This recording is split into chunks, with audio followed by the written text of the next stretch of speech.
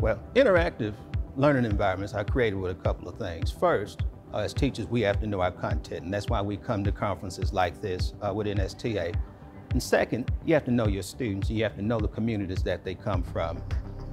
As teachers, as we drive into the places that we work at, investing in those communities, day after day, week after week, what we find is that we begin to learn more about that community's culture, their beliefs, what's important to them, what makes their community tick, what makes their community unique.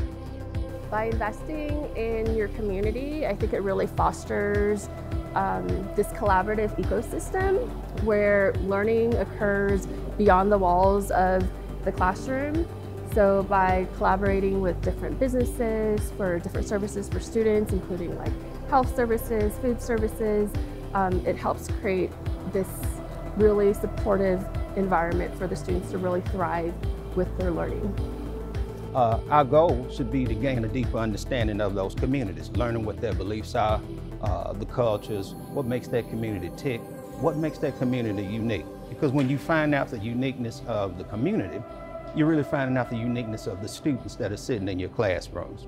For my community, my unique connection is that I actually grew up in this community, so I have this really special insight on like what the students are going through because I kind of went through the same struggles. Growing up, I was very impoverished and we were living in Section 8 housing and we didn't really have a lot of needs. And the school that I teach in is actually the same school in which I grew up and attended myself. So as an educator over the years, even when our values didn't quite match, I tried to find out what was important to them.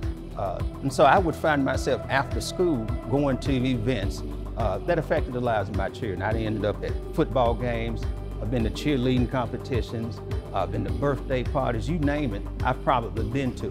I wanted my students to understand that I was concerned about them and wanted to know them outside of school hours. I wanted to know what was important to them. And then number two, I wanted to meet the people that they did life with when they left school. Because in teaching students and establishing those connections with the students and therefore their community, you have to know where students are coming from, but you also have to know who they're going home to. The advice I would give to other educators who are trying to forge better bonds with their community is really to stop and listen.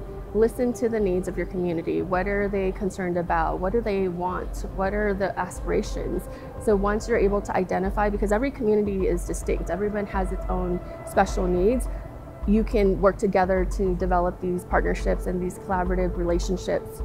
Also kind of be present and visible so that they have this trust with you. And so it really helps so that you can develop and sustain these positive partnerships for your community. I would take the time and make the investment to make sure I create relationships with my students and their families. I think that's the best way to do life in the communities that we work with, do life with the students that we teach. And it's going to take a little bit of extra effort. I'm not going to say it's the easiest thing to do, but the investment that you put into creating those relationships, those lifelong relationships, learning the students, the return on the investment will be worth every second of the energy and the time that you put into it.